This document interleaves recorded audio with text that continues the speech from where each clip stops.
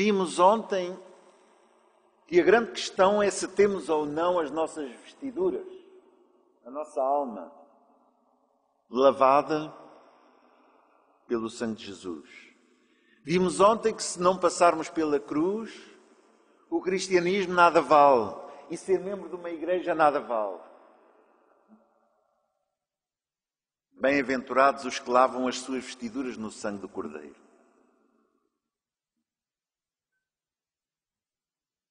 E Jesus, quando agora vai pressentindo que não só aqueles que o vão seguir, por um lado, não vão crer nele, e aqueles que vão crer nele, provavelmente não vão compreender o significado da morte de Cristo, ele teme e por isso ele pede ao Pai que aqueles que lhe são dados, que ninguém os possa arrebatar da sua mão. Sabem que o vocabulário que nós usamos, o vocabulário das igrejas, para este tipo de acontecimento que é a morte de Cristo, é pagão. Lamento, mas é pagão. Entrou por uma via latina, palavra sacrifício. Quando nós falamos de sacrifício, estamos sempre a falar de alguma coisa muito difícil, que não tem nada a ver com a palavra. É uma palavra puramente pagã. que era utilizada nos tempos greco-romanos e muito antes. Porque o grande princípio de Satanás, ao longo dos séculos, dos milénios, tem sido sempre dizer ao ser humano que cada um tem de se haver com um Deus que está encolorizado, está zangado. Porque Satanás gosta de se apresentar como um chefe poderoso, zangado. E agora é preciso fazer coisas. Dar ofertas. De onde a palavra sacrifício. Fazer sagrado. Fazer ofertas à divindade para que ele agora fique satisfeito. Precisamente o que Jesus não foi fazer na cruz do Calvário. O que Jesus foi fazer na cruz do Calvário, para além de um sacrifício, foi muito mais profundo, e tão profundo que a palavra que devemos usar para aquilo que Jesus foi fazer na cruz do Calvário não existe nem em latim, nem sequer em grego. E no Novo Testamento, que como sabem foi escrito em grego, a palavra usada é uma palavra hebraica, korban. Porque korban, que vem dos tempos de Moisés, tem a raiz aproximar. Ou seja, nós estamos todos divididos do trono de Deus por causa do nosso pecado. E o que nós vamos agora ver é precisamente uma pessoa que vem a esta terra servir de ponte, servir de ligação entre o ser humano, nós, e Deus, que não pode enfrentar o pecado. E é isso exatamente que Jesus vem fazer a esta terra. Ele não vem fazer um sacrifício, prezados amigos, prezados irmãos. Eu fico grato por estes dois jovens que estão aqui. Não é por acaso que ele se apresenta como se apresenta, sujo. E não é por acaso que esta jovem se apresenta no mais belo e puro da sua vida. Atrás temos uma cruz. E esta cruz faz agora depender se este jovem vai passar para este lado. Eu não vou dizer se ela vai passar para aquele, que ela não vai de certeza. Mas a ideia é que é perante a cruz que nós nos apercebemos da nossa condição de estarmos sujos. Às vezes o sujo é sinal de trabalho, mas neste caso não é. É sujo do pecado. É sujo da culpa que está na nossa consciência. É sujo porque esta cruz ainda não teve valor. É limpo porque ela passou pela cruz. Esta foi a mensagem que nós ontem quisemos passar para entendermos que na realidade a solidão muitas vezes é o que Satanás nos quer fazer sentir, porque ele, a divindade das moscas, é o nome dele, Belzebu, o Deus das moscas, a divindade das moscas, e ninguém gosta de moscas, eu pelo menos não gosto. Ele só está ali para fazer mal. Ele quer que toda a gente seja como este jovem. Mas Jesus não só deseja, eu não usei a palavra quer, ele deseja, mas atrai com o seu bom espírito para fazer de nós todos como esta jovem se apresenta aqui simbolicamente. Obrigado.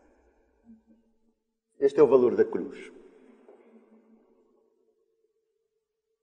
Jesus sabe que aqueles que estão com Satanás estão sozinhos. Embora ele vá dando todo o brilho, mas nem tudo o que luz é ouro. O que ele dá não é ouro, é brilho falso. E Jesus vem agora pressentir nesta Semana da Paixão, aquilo que mais duro vai ser na sua experiência, repito, a solidão. Porque uma coisa é estar só e outra coisa é sentir-se só. E Jesus vai se sentir só. Exatamente como Adão, quando saiu do jardim do Éden e perdeu aquela luz, e ele vai se sentir só. Porque mais ninguém está ao pé dele. Ele tem tanta vergonha que se vai esconder entre as árvores. Como se fosse possível nós nos escondermos de Deus. Já aqui alguém procurou esconder-se de Deus? Estranho. Entramos no nosso quarto, fechamos a porta e dizemos: Senhor, agora não podes entrar. Não é possível. Ele tem sempre uma maneira de lá estar. Não precisa de passar pela porta. Este Jesus que, para começar o ministério, passou 40 dias e 40 noites no deserto para poder enfrentar o inimigo, tem mais duas pessoas que fizeram a mesma experiência. A primeira foi, como sabem, Moisés. Quando Moisés sentiu o peso daquele povo de Israel que estava dependente dele num deserto, no deserto do Sinai, e ele agora vai subir ao monte para se encontrar com Deus.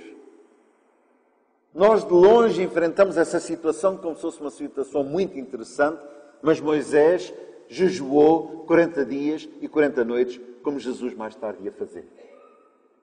E lembram-se que houve um outro homem que se sentiu só. Depois de dominar os profetas de Baal, ele sentiu-se tão só que foi a fugir de uma mulher, Jezabel, até ao Sinai. E ali ele jejuou 40 dias e 40 noites. Não é por acaso que estes três, Moisés, Elias e Jesus, jejuaram 40 dias e 40 noites. Mais tarde, naquela história famosa em que Jesus sobe ao monte com 3 discípulos, ele encontra-se com 2 personagens que já tinham subido ao céu. Uma delas era Moisés e a outra Elias. Precisamente os 3 que jejuaram 40 dias e 40 noites. Agora, a língua hebraica tem certas coisas que não passam para as línguas ocidentais. Há cerca de 10 palavras para exprimir o conceito de deserto. Mas a palavra mais utilizada é a palavra midbar. E midbar vem, causa mi, debar, medaber, davar, palavra, falar. E diz a interpretação rabínica, que não é totalmente desprovida de sentido, que o deserto é precisamente o lugar onde Deus nos fala. Porque, embora não haja lá nada, é precisamente porque não há barulho, porque não há distração, porque nos faz sentir sós, é precisamente o deserto da vida que mais nos aproxima de nosso Deus. E aqueles que já passaram pelo sofrimento, aqueles que têm passado por grandes dissabores na sua vida, sabem que para nos aproximarmos do nosso Deus, Ele nos chama também ao deserto da solidão, ao deserto da incompreensão. Tantas vezes rodeados, tão poucas vezes compreendidos. E sem estar a criticar aqueles que procuram o barulho das noites em lugares que eu não vou descrever porque também não os conheço. Não é mais do que o engodo de Satanás. Não porque as moças que acompanham os moços àqueles lugares gostem tanto de barulho. É capaz de haver alguma senhora ou alguma jovem que goste de barulho, mas não creio que a maior parte das jovens gostem tanto desse barulho. Mas simplesmente elas acompanham aqueles rapazes porque aquele barulho as faz esquecer os problemas que elas têm e certas coisas que aparecem na consciência que não querem ouvir. E Satanás conhece isso. Porque, na realidade, quando queremos verdadeiramente ouvir a voz de Deus, nós necessitamos de silêncio. E esse silêncio faz sentir, uma vez mais, repito, o deserto, onde Deus fala. É um paradoxo, mas é uma realidade.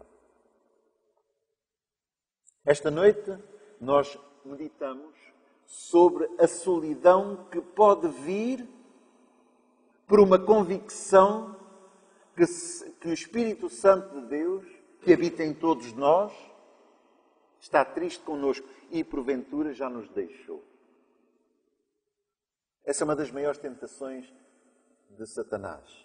Fazer-nos pensar que, por causa dos nossos pecados, nós nos tornamos indignos, isso é verdade, mas porque somos indignos, agora não temos mais acesso ao Espírito Santo. Creio que temos por aqui alguns médicos que nos honram com a sua presença e eu gostava até que eles aqui viessem para confirmar aquilo que só como leigo eu vou dizer. Todos nós temos um sistema que mais ou menos terá saúde, pelo menos os que aqui se encontram, porque há muitos que estão nos seus leitos de dor. Há pessoas que nos escutam na rádio, que estão em casa e que não podem sair. E pessoas que nos vão escutar e ver nos 4 cantos da terra através das filmagens, que não são para mostrar a grandiosidade do orador, mas simplesmente para levar um pouco de conforto àqueles que dele necessitam. Eu gostava que médicos me confirmassem que quando olham para uma pessoa, a primeira coisa que eles precisam fazer é conhecer o diagnóstico exato daquilo que está errado naquela pessoa. Se está doente, se não está doente, se está doente, quão grave é a doença, e se é grave, o que é que, ou não, o que é que deve fazer para melhorar e, se possível, curar. Creio que essa é a função dos médicos. Ajudar a pessoa a recuperar aquilo que perdeu da sua saúde. Se possível, também prevenir para que não fique doente. Quando estamos a falar do problema do pecado contra o Espírito Santo, que é uma doença gravíssima, porque nos pode levar não só à morte desta vida, mas à morte eterna, há um diagnóstico. E eu deixo para a vossa consideração. Todos representam famílias, todos mais ou menos ou tiveram ou têm ou conhecem famílias e sabem que há sempre discussões, desentendimentos, faz parte da sociedade humana. E uma coisa muito interessante é constatar que há sempre alguém que procura ter mais razão que o outro.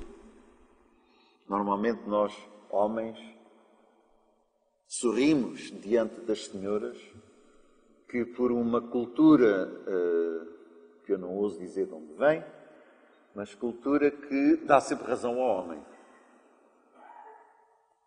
Por inteligência. Porque uma vez dando razão ao homem, ele cala-se porque já lhe deram razão. Ela sabe que ele não tem, mas já não há mais discussão.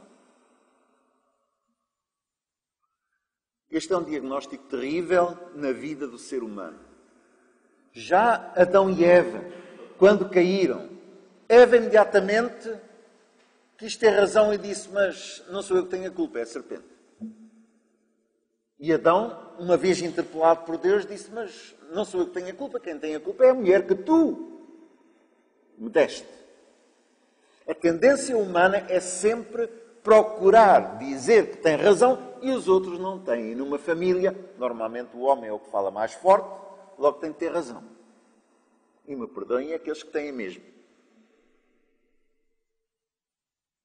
Quando a tendência na nossa vida é, porventura, uma tendência de termos sempre razão, cuidado, que estamos a deslizar num caminho que pode levar ao pecado contra o Espírito Santo. Porque a única atitude que nós podemos ter quando vimos a Deus é dizer, Senhor, pequei, ponto. Não é pequei, mas. Quando entramos com o mas e a explicação, estamos a dizer a Deus, pequei, mas não sou totalmente culpado. E Deus não enviou o seu Filho para entrarmos em disputa com Ele a dizer quem tem razão. Todos pecaram e destituídos estão da glória de Deus e esta é a lição suprema que nos vem das Sagradas Escrituras. Por isto, cuidado com o diagnóstico de ter sempre razão. Às vezes podemos ter. Não faz mal. Mas admitamos o erro quando o cometemos. Peçamos a Deus a humildade para o aceitar. Porque, na realidade, mesmo que tenhamos razão diante de Deus, Jesus nos ensinou que devemos orar: Pai, perdoa-nos, vertical, assim como nós perdoamos, horizontal. Ou seja, toda a oração vai ao perdão, condicionada pela nossa atitude para com o perdão. Tenho visto demasiadas pessoas, de igreja ou fora delas, dizer: eu estou bem com Deus, só que o meu próximo é que não estou. Isso não existe. Eu não posso estar de bem com Deus se não estou bem com o meu próximo.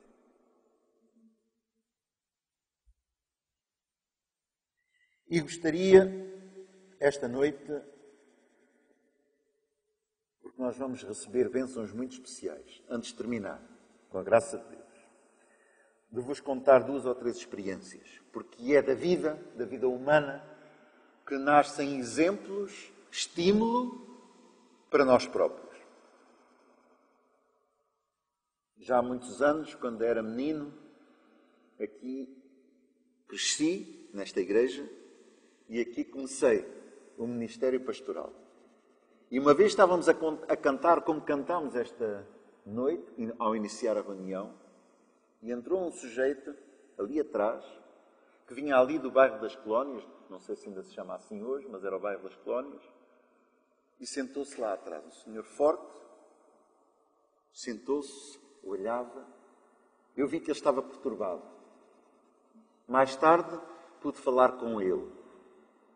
Ele tinha saído de casa, não só solitário, não só com grande luta na sua consciência, não só desesperado, ele saiu de casa para se suicidar. E entrou por estas ruas de Lisboa, procurando a melhor maneira de terminar com a sua vida. Isto passou-se aqui, prezados amigos.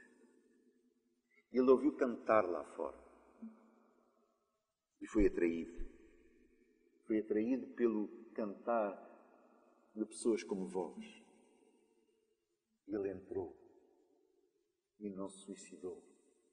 E continuou a vir e entregou a sua vida ao Senhor Jesus. Porque o caminho de Satanás é levar as pessoas ao desespero da solidão, porque elas não conseguem enfrentar os problemas que estão vivendo cada dia. O caminho de Jesus é convidar, mesmo através de lábios impuros como os nossos, e tirar as pessoas das trevas e trazê-las à paz do seu coração. Como alguns sabem, vivi vários anos em Israel e tinha membros não só do lado judeu, também do lado palestiniano. Lembro-me de uma irmã, de uma senhora, uma Shafika, que morava na cidade de Nazaré, cidade que foi a cidade de Jesus.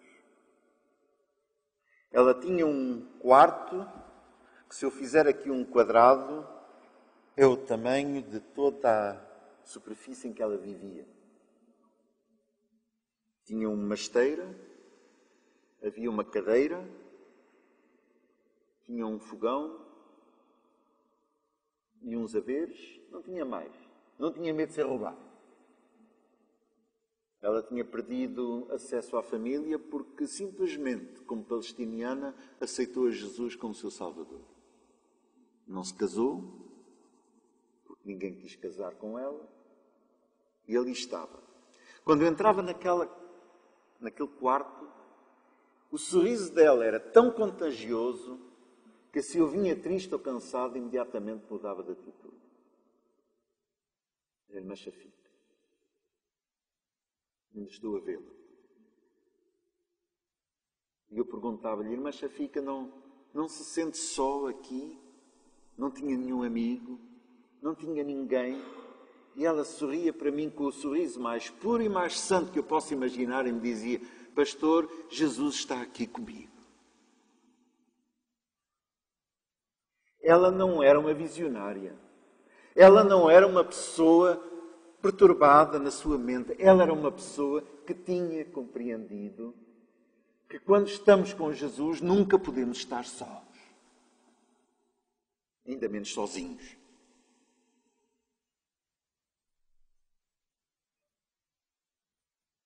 Eu disse que nós vamos ter alguns momentos que espero sejam verdadeiramente inesquecíveis da nossa vida ainda esta noite.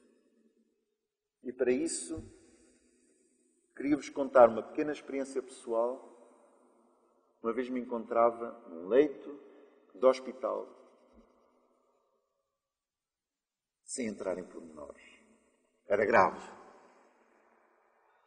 E passou pela minha mente a ideia de que estava chegado ao fim dos meus dias. Da tal vale da sombra da morte que fala David no Salmo 23. Era um sábado à tarde. Eu estava ali sozinho, no leito. Podia estar sozinho, sem me sentir sozinho. Mas é que estava mesmo sozinho e sentia-me só. E num momento, naquela tarde de sábado, eu senti uma paz no meu coração, um alívio físico e moral que eu nunca me posso esquecer. Na altura não tinha explicação para esse facto. Dias depois, recuperei, voltei, isto passou-se em França, voltei para a nossa escola de Collonges e ali me disseram, eu não sabia antes, que tinham passado mais de 1 hora em oração pela minha recuperação. E só então eu soube que foi porque aquele grupo de pessoas sinceras, queridas na fé, estavam reunidas em oração, que eu, sem saber de nada do que lhes estava a passar, senti as melhoras e senti aquela força que veio de Deus. Porque, prezados amigos e prezados irmãos, aqueles que nos escutam em suas casas, aqueles que nos vão ver mais tarde, prezados amigos e prezados irmãos, o poder da intercessão existe. Não é uma influência mental. Ele existe e Deus age.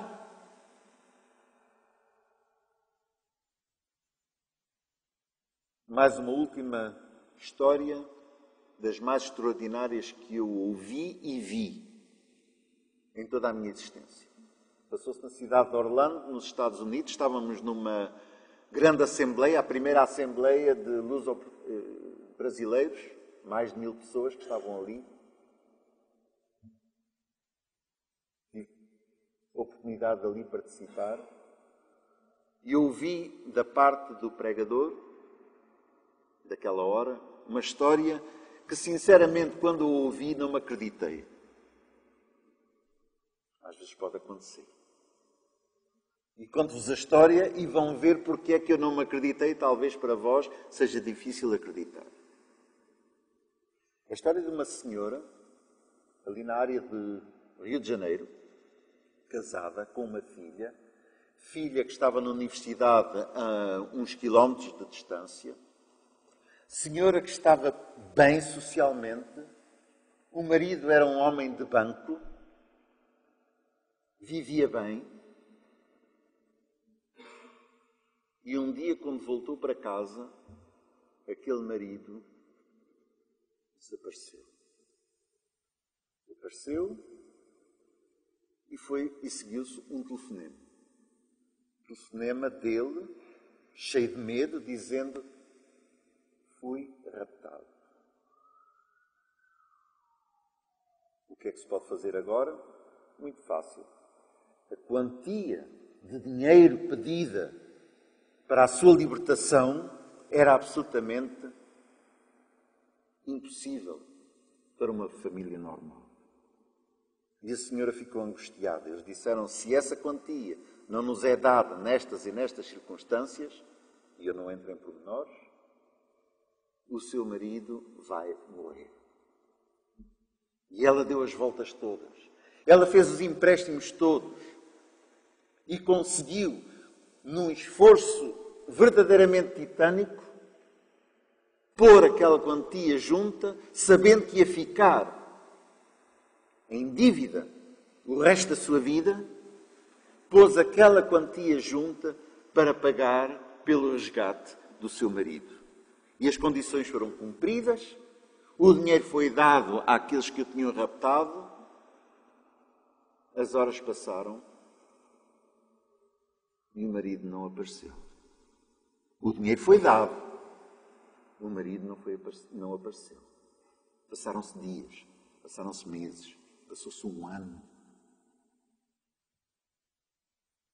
E não havia marido. E aquela senhora, no desespero de ter de pagar uma dívida incrível, sem saber se o marido ainda estava vivo, desesperou. É aquele desespero que não é só por estar sozinha, no sentido que o marido não está lá. É que ela sentiu-se abandonada por Deus. E um belo dia veio a notícia que o marido estava a ser devolvido. E foi. Morto. Ela recebeu o corpo dele já em decomposição de meses. E foi tudo o que ela recebeu em troca daquela fortuna que ela tinha pago por ele. E podem compreender como ela se sentiu só. Como ela se sentiu completamente desligada do próprio Deus. Uma senhora extremamente religiosa. Numa igreja cristã que, por acaso, não é importante. Extremamente religiosa, extremamente sincera. E aquela senhora perdeu a fé, perdeu a coragem, perdeu tudo, a razão de ser, da vida. A única pergunta que ela fazia naquele momento era: porquê é que Deus, sabendo que o meu marido estava morto, me deixou dar esta quantia? Se ele estava morto, eu escusava de a dar. E escusava de viver o resto da vida em dívida. Porquê é que Deus me deixou fazer uma coisa desta? É uma pergunta importante. E ela saiu de casa com esse senhor que veio aqui a esta igreja, com o desejo de morrer por aquelas ruas do Rio de Janeiro. E ouviu cantar, mais uma vez. E ao ouvir cantar, ela foi atraída e entrou. E ouviu aquele que ia apresentar a mensagem de salvação. E naquela noite ela compreendeu que o que lhe estava a acontecer não vinha da parte de Deus, mas que Deus a estava a chamar na sua solidão, no seu desespero, estava a chamá-la para seu discípulo. E ela aceitou e estudou. Mas ela tinha uma filha extremamente religiosa na universidade, a quilómetros, eu já referi. E ela dizia: mas agora, depois da morte do pai, do meu marido, como é que eu lhe vou comunicar que ainda por cima me vou batizar numa igreja que não é a igreja dela? Ainda lhe vou dar mais uma dor, contando-lhe o que se está a passar comigo. E ela estava agora desesperada novamente para dar esta notícia à sua filha. Escreveu uma carta na véspera, digo bem, escreveu uma carta numa quarta-feira à noite, porque ela se ia batizar no sábado. Dizendo à filha: vou-me batizar no sábado. Esperando que a carta chegasse já depois do batismo, que é para não poder ter nenhuma discussão com a filha. Quinta-feira de manhã, o correio bate à porta. E ela tinha uma carta da filha. E ela disse: não pode ser. Quando abriu a carta, viu que a filha anunciava que lhe ia telefonar nesse mesmo dia com uma notícia terrível. Ela disse: ela já sabe. Ela vai me fazer mal. Ela vai ficar muito triste. E, efetivamente, minutos depois, o telefone toca e a filha do outro lado começa a falar. E a mãe Cris Anunciar, já sabes. E ela queria explicar o que se tinha passado quando a filha do outro lado também começa a chorar. E sabem o que sucede com duas senhoras desesperadas quando começam a chorar ao mesmo tempo? É que uma chorava e a outra chorava e ninguém falava. Até que finalmente conseguiram dizer uma palavra que se podia entender. E a palavra era que a filha queria confessar à mãe. Não que sabia que a mãe se ia batizar porque ainda não tinha recebido a carta. Mas porque ela própria tinha uma colega de quarto que lhe tinha passado a palavra de Deus, a palavra de consolação, a palavra do Espírito Santo, e ela durante aquelas semanas se tinha preparado para se batizar. E tinha o mesmo receio de falar com a mãe que a mãe teve para falar com a filha. E então, no meio daquele pranto, ela disse: mãe, eu vou-me batizar na igreja adventista. Não fiques zangada comigo. E a mãe começou outra vez a chorar. Até já eu estou comovida a contar a história. Porque a mãe disse: mas filha, isso também é a igreja onde eu me vou batizar. Entendem que aqui a lição não é a igreja adventista. É que a pessoa no seu desespero precisou de Deus e Deus usou-se de um pregador da igreja adventista para trazer a mãe e a filha para se batizarem no mesmo dia em igrejas diferentes através da mesma luta que tinham de ter perdido o pai e o esposo. Eu não me acreditei nesta história. Pensei, isto é uma daquelas histórias que os pastores brasileiros gostam de contar, que é para nos fazer chorar. Só que nós estávamos em Orlando e esse pastor estava lá.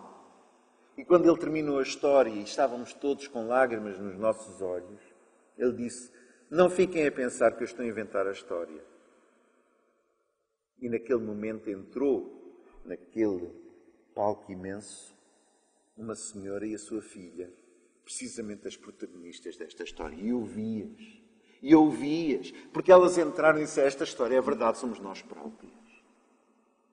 E então eu vi que nós temos de aceitar, de acreditar que Deus ainda age hoje. E que estas histórias não são tão raras como nós podemos imaginar. Porque elas saem do desespero da alma de uma pessoa, de duas pessoas. Porque Satanás existe para nos destruir, para matar aquele marido, aquele pai. E Jesus usou-se daquela história horrível para atrair a mãe e a filha aos pés da cruz. E essa é talvez a experiência de muitos de nós esta noite aqui. É que é através do deserto da vida que nós acabamos por ouvir e escutar a voz de Deus no nosso coração. Temos alguns minutos esta noite e nós vamos pôr à prova o nosso Deus. Ele pede que o façamos. Não é pôr à prova para duvidar, é pôr à prova porque Ele pede que quando nos aproximamos com fé, Ele vai agir. Nós estamos num tempo em que a privacidade é sagrada.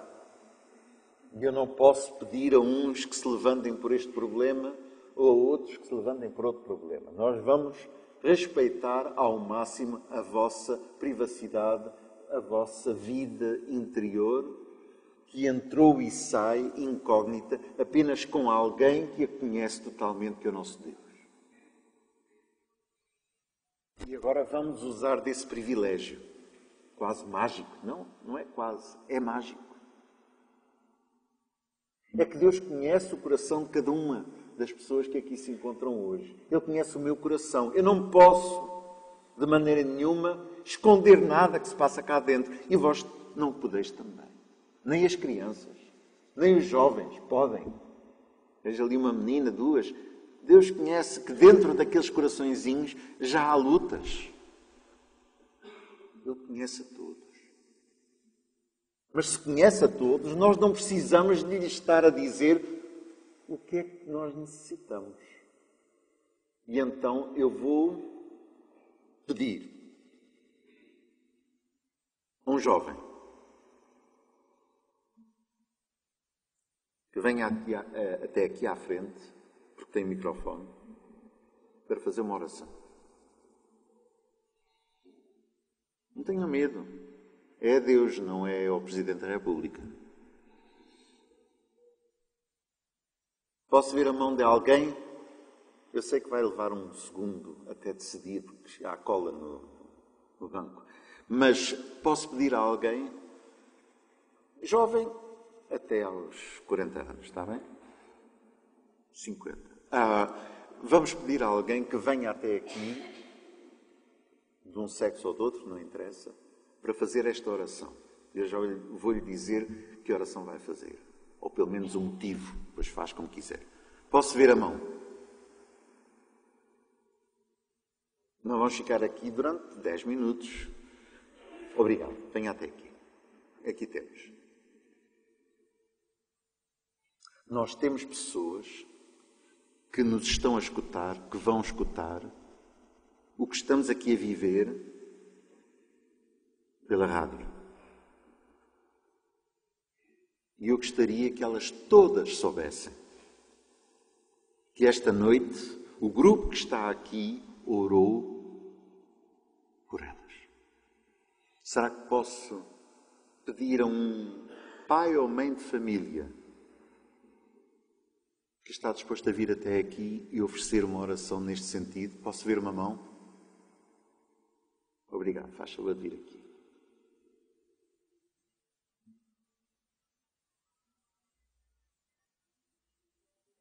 Nós temos também pessoas que amamos e que representamos esta noite. Algumas podem estar cá, das nossas famílias, dos nossos amigos. Essas pessoas não vão saber, como eu não sabia no hospital, que estavam a fazer a oração por mim. Mas a oração pode muito em seus efeitos. E eu queria que nós não entrássemos em casa esta noite sem ter a certeza que essa pessoa querida ou essas pessoas queridas que nós aqui representamos receberam a bênção de uma oração intercessória por elas. Porque Deus as conhece. Não é preciso dar os nomes. Eu gostaria que saíssemos todos com essa convicção, essa consolação, de que nós oramos pelos vossos entes queridos. Será que eu posso ver a mão de uma pessoa? É a última. Portanto, é a última oportunidade que tem alguém. Posso ver a mão que possa vir aqui à frente. Obrigado. Venha até aqui, se faz favor. 3 pessoas. Queria também esclarecer um pequeno mito que existe nas orações e que é que amém, amém, significa assim seja. Não é verdade? Desculpem aqueles que sempre foram educados assim. Amém significa assim é. Que é muito mais forte. O assim é um abaixo-assinado. Porque quando nós vamos fazer a oração, estas pessoas vão orar representando toda a congregação aqui esta noite. E assim, por favor, não digam amém se não estão de acordo. Mas se estão de acordo, o amém significa diante de Deus que estão a pôr o vosso nome naquilo que está a ser dito. Portanto, a oração também é vossa.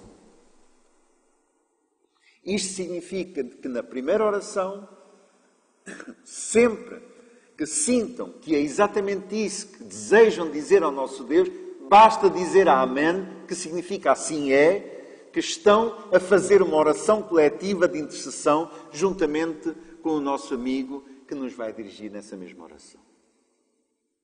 A mesma coisa para as 2 pessoas que aqui se encontram. E obrigado por virem até aqui. Então, nós vamos passar estes minutos em 3 orações muito especiais. A primeira, em favor dos problemas pessoais que nós representamos aqui esta noite. Se há alguém solitário, Deus vai saber quem é. Se alguém está em sofrimento físico, Deus sabe quem é. Se alguém que está desempregado, Deus sabe quem é. Se alguém que tem o desespero da sua alma por várias razões. Deus sabe quem é. E esta oração vai ter o valor de todos nós orando ao mesmo tempo, se todos disserem cada vez Amém, porque o vosso nome é apresentado diante de Deus, juntamente com a oração que vai ser oferecida. E Deus sabe que isso é assim. Não sou eu que estou a dizer que vai ser assim. Esta é a razão de ser da oração intercessória. A mesma coisa para a segunda oração. Queria que seguissem a ordem, por favor. A segunda oração será em favor daqueles que estão escutando as nossas palavras, que vão ver na filmagem mais tarde, daqui a meses provavelmente, mas que nesse tempo Deus vai fazer produzir, quando alguém que se encontra nos cantos da África ou de outra parte qualquer do mundo, vai-se fazer sentir a vossa presença e a sua presença, e estas orações vão ali ser também frutificadas bem antes dos problemas acontecerem. Portanto, a oração será por aqueles que nos escutam e que nos veem.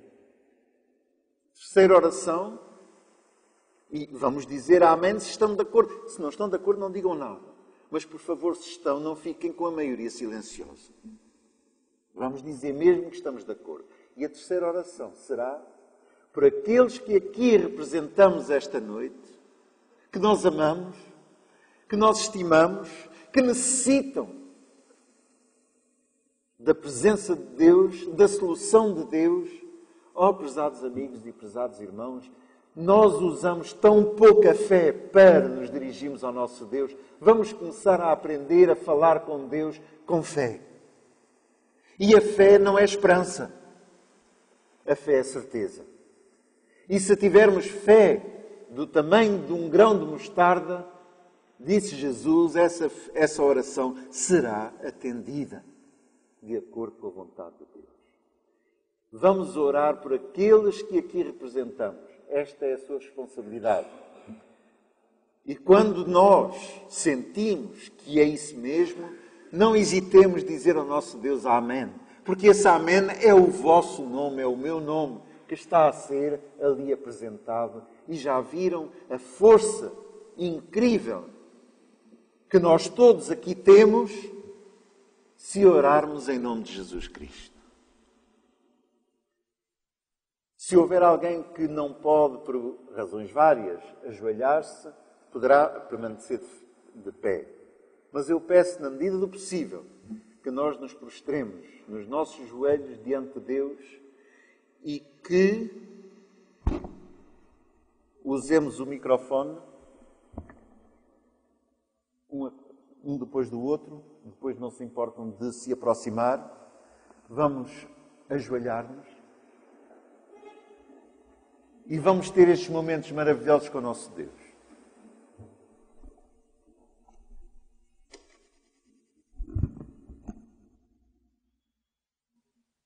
Bom Deus, que habitas nos céus, obrigado pelo privilégio de estar aqui a orar por todos nós. Obrigado por passar tanto tempo a alegria e a paz de encontrar a tua casa. Obrigado, ó Deus, pelo amor, pela esperança, pela mão de auxílio que dás a cada um de nós. Esta minha oração, em especial, vai para todas as pessoas que, com problemas no seu dia-a-dia, na sua vida profissional, ao te seguirem, se sentem discriminadas e se sentem sós. Senhor, que cada um de nós, no nosso trabalho, no nosso dia-a-dia, possa saber que realmente Tu estás connosco. Que os Teus anjos, o Teu Espírito Santo, nos acompanhem, nos guardem nos guardam e nos guiam. Quero-te pedir também, Senhor, por todas as pessoas que estão angustiadas neste momento, que se sentem perdidas, desesperadas, porque por mais que venham à tua casa, por mais que convivam com os irmãos, não se conseguem encontrar. Que elas possam, Senhor, entender que é preciso passar pela cruz, que é preciso chegarmos ao deserto. Esse deserto que muitos de nós hoje ainda não passamos, ainda não estivemos. Possam-nos acreditar que Tu és o problema, Tu és a solução para os nossos problemas psicológicos, emocionais e físicos. Amém. Essa é a experiência, Senhor, que possamos crer que o Teu poder, o Teu amor, a Tua paz e o perdão para com os outros da nossa parte nos vê. Obrigado, bom Deus, por tudo que tens feito nas nossas vidas, pelo Teu Espírito Santo que sempre nos guiou até à Tua casa. Amém. Peço-te por todos aqueles que passam por problemas na sua vida conjugal, por problemas na sua vida familiar, que possamos, no deserto do nosso quarto, da nossa casa, no espaço nosso, que possamos falar contigo esses problemas, que possamos no carro, em voz alta, falar contigo os nossos problemas, que possamos dizer-te coisas que acreditamos que não são agradáveis a ouvir, mas podemos dizer-nos a Ti. Porque temos que confessar os nossos pecados, confessar as nossas preocupações, confessar aquilo em que pensamos que estamos certos, mas que assim não é. Obrigado, bom Deus, pela experiência que é estar cada dia contigo neste mundo. Pela experiência que é vermos os nossos inimigos aos nossos pés. Porque em Ti temos esperado com paciência, acreditando que Tu és a solução para os nossos problemas. Amém. E sem dúvida, Senhor, Tu és a solução para os nossos problemas. Para os nossos problemas familiares, profissionais, na igreja. Que cada um de nós aqui possa olhar para Ti não como um Deus que não está na moda, porque olhamos para o mundo e o mundo não Te aceita. E nós temos vergonha de Te levar para o mundo. E aí muitas vezes vamos sentir. Que possamos aprender a ir para o mundo contigo e a levar aos outros a Tua luz. Amém. Temos vergonha, Senhor, de Te levar connosco para o nosso trabalho, para os nossos amigos, para o mundo. Mas que cada um de nós possa fazer a experiência de Te levar no seu coração, na sua mente, e provar que Tu vais estar connosco e que, sem dúvida, Senhor, seremos mais que vencedores, porque acreditamos no Teu sacrifício. Amém. Nunca nos decepcionaste, Senhor. Apesar de às vezes o sentirmos assim, mas se esperarmos, se aguardarmos, iremos confirmar que Tu nos deste a solução. E a paz que está, a paz que o Teu castigo nos traz, que o Teu sacrifício nos traz, essa, Senhor, é mais valiosa do que aquilo que possamos apresentar-nos no mundo sem Ti. Obrigado, meu Deus, pelo Teu amor, por o privilégio de estar aqui a orar, passado tantos anos. Te peço tudo em nome de Jesus Cristo, nosso Salvador e amigo.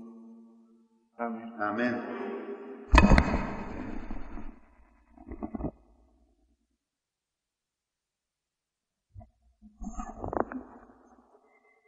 Nosso querido, nosso amado Pai, aqui, ó Deus, os teus filhos se encontram contentes na tua presença, pois sabemos que o Senhor está aqui conosco. O seu poder está disponível a cada um. Por isso, ó Deus, nós queremos rogar o poder do teu Santo Espírito em nossas vidas. Amém. O Senhor sabe, ó Deus, que cada um que está sentado nestes bancos desse salão, porque vieram aqui porque precisa do teu poder. Por isso nós te pedimos, em nome de Jesus, que outorga-nos o teu poder, ó Deus, concede-nos para vencermos as lutas, vencer a angústia que se encontra entre nós, pois sabemos que o mundo está realmente em situação difícil, e é neste momento, ó Deus, é que nós mais necessitamos da tua força, do teu poder para vencer as dificuldades, tanto espirituais, como também as dificuldades da vida. Por isso, ó Deus, nós te rogamos, no santo nome de Jesus, que tenha misericórdia de nós, nos ajude a buscar esse poder está disponível. Nos dê força para que cada dia nós possamos ter coragem de dizer não ao nosso eu, e dizer sim à pessoa de Jesus Cristo em nossa vida. Ó Deus, os nossos filhos que o Senhor nos confiaste, nós te rogamos, ó Pai, que nos ajude, nos dê sabedoria para que possamos orientá-los para os céus. Por nós te agradecemos esses favores, que confiamos em Jesus Cristo, no nome do qual nós te pedimos. Amém.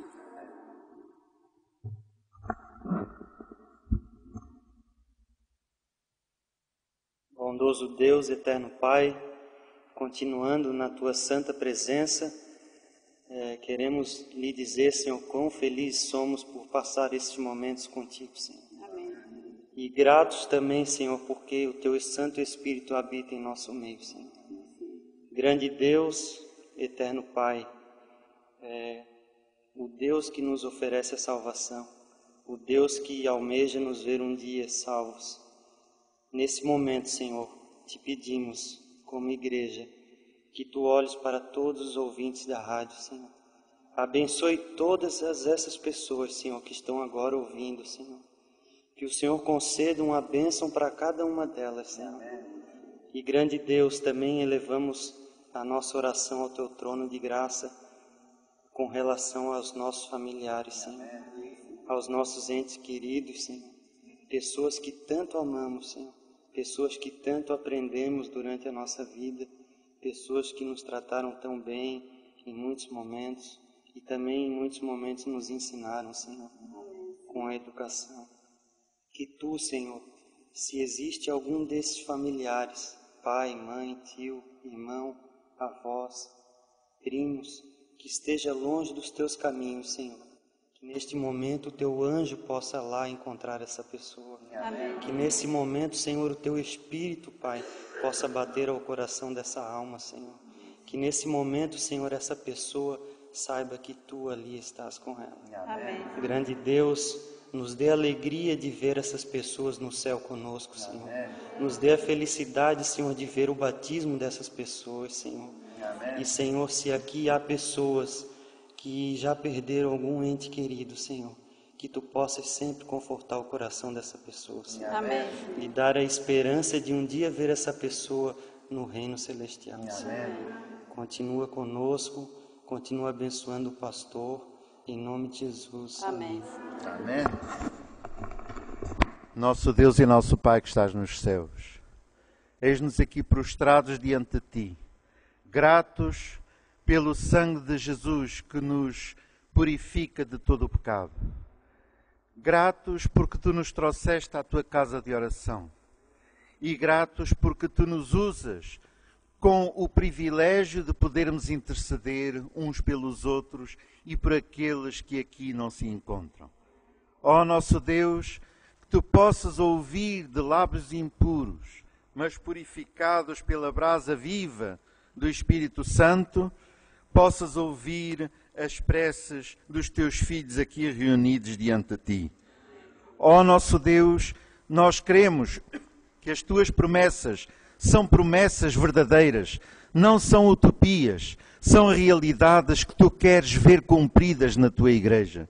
Ó nosso Deus, enche os nossos corações esta noite do teu Santo Espírito e ajuda-nos para que não fiquemos de braços cruzados enquanto não virmos essas pessoas que nós amamos, essas pessoas que têm carência, que têm fome e sede de justiça, estarem também conosco, juntos aqui, para implorarmos a tua presença, a tua bênção, a tua direção. Senhor, ainda temos mais 3 dias durante esta semana em que temos a reflexão daquilo que passou pelo coração de Jesus antes de dar a sua vida na cruz do Calvário. Senhor, obrigado por esse grande dom que temos em Jesus. Senhor, queremos trazer pessoas que se regozijem ainda durante estes dias em dizer ao Salvador: não foi em vão que Ele morreu na cruz. Senhor, protege-nos, aceita-nos, guarda-nos e leva-nos até à pátria celestial com aqueles que nos são queridos. É o que te pedimos em nome de Jesus, o nosso Salvador. Amém.